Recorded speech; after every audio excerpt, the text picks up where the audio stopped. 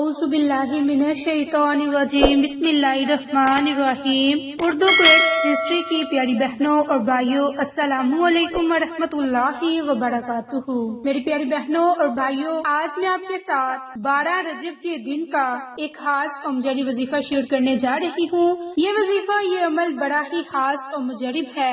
اس عمل کی برکت سے آپ کے ہر کام میں آسانی پیدا ہوگی، آپ کو آپ کے ہر جائز مقصد میں کامیابی ملے گی۔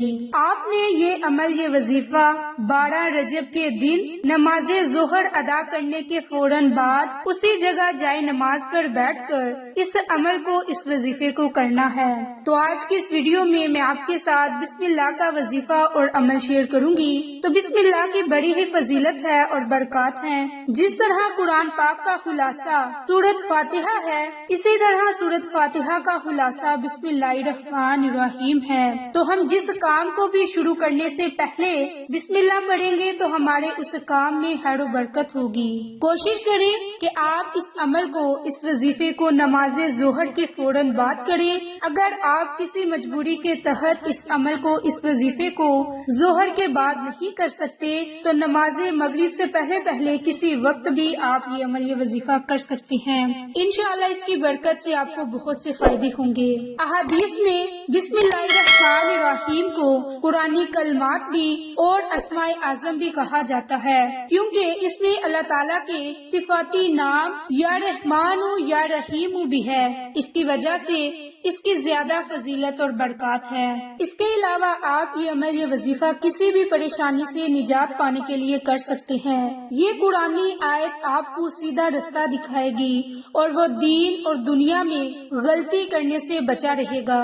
بے شک انسان غلطی کا پتلا ہے، لیکن اگر اس وظیفے کو کر لیا جائے تو اللہ کی ذات اس کی حفاظت فرمائے گی، وہ ہر برائی سے بھی محفوظ رہے گی اور اللہ کی ذات اسے نظر بد سے بھی اس کی حفاظت فرمائیں گے۔ تو یہ وظیفہ خاص طور پر اللہ کی رضا کو حاصل کرنے کے لیے ہے۔ جو بھی اس وظیفے کو کرے گا تو اللہ کی ذات اسے کبھی بھی کسی کا محتاج نہ بنائے گا، وہ انسان کبھی بھی کسی کے آگے ہاتھ نہ پھیلائے گا۔ اللہ کی اسے غیبی مدد ہوگی اور جسے اللہ کی غیبی مدد حاصل ہو جائے اسے دنیاوی کسی کی ضرورت نہیں ہوتی۔ تو بسم اللہ کی بڑی ہی فضیلت، برکات ہے۔ اب میں آپ کے ساتھ مختصر سا بسم اللہ کا وظیفہ شیئر کروں گی۔ تو آپ کو میں وظیفہ کرنے کا وقت تو بتا چکی، لیکن اس سے پہلے میری تمام بہنوں اور بھائیوں سے گزارش ہے کہ ہمارے اس چینل کو، اردو کویت ہسٹری کو سبسکرائب کیجئے اور اسے مزید دوسروں کے ساتھ شیئر کیجئے،